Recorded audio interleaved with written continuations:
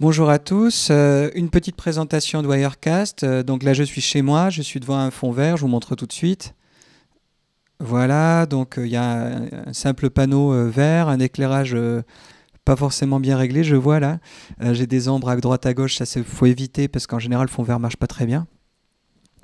Une caméra qui passe par une carte d'acquisition de ce type. Voilà, une simple. Cette carte d'acquisition vous permet de changer n'importe quel flux HDMI en webcam, c'est-à-dire qu'une caméra, moyenne, hein, avec une sortie HDMI, vous pouvez garder cette qualité là d'image et le rentrer comme une webcam.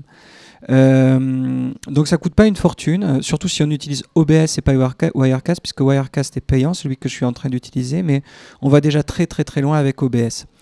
Vous pouvez notamment ici soigner les fonds, vous pouvez avoir un bon son, une bonne image de fond, et ça permet notamment, alors plusieurs choses.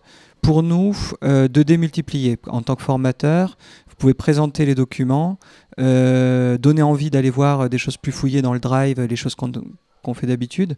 Ça peut aussi être un trailer, une annonce, hein, dans lequel on explique un peu ce qui aura lieu dans la formation.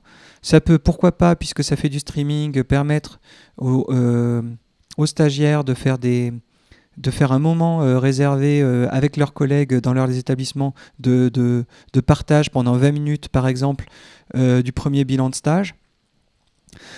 Pour les élèves, si chacun dessine un peu un TV7 qui sera plus joli que celui-ci, spécifique de son pays, on peut après faire des duplex, parce que l'un des avantages de Wirecast, mais on peut le faire aussi avec OBS, c'est qu'on peut faire des duplex. C'est-à-dire que au lieu d'avoir derrière moi là, le logo, on peut mettre par exemple un visage de quelqu'un qui vient sur Skype et donc faire un dialogue. On peut faire un pitcher, une pitcher, enfin vous savez, deux petites fenêtres où l'animateur et puis l'invité discutent. Donc ça c'est très facile.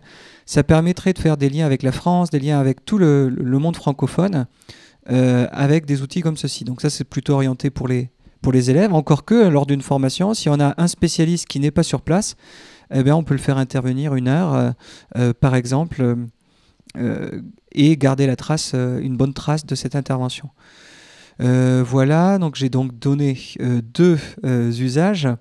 Et il y en a un qui peut sembler aussi évident, c'est l'EMI, hein, éducation aux médias et à l'information, puisque les élèves peuvent, grâce à ça, faire un journal de leur lycée par exemple, des émissions littéraires, des émissions artistiques, avec quelque chose qui se regarde, quoi. C'est-à-dire qu'on peut vite faire de la qualité télévisuelle, en tout cas techniquement, et on peut faire beaucoup mieux que la télé au niveau du fond, parce qu'avec la qualité qu'il y a au niveau des professeurs et des élèves, on peut, si on regroupe un peu certains enseignements, faire vraiment des programmes à la hauteur de certains programmes de chaînes de culture qu'on aime beaucoup.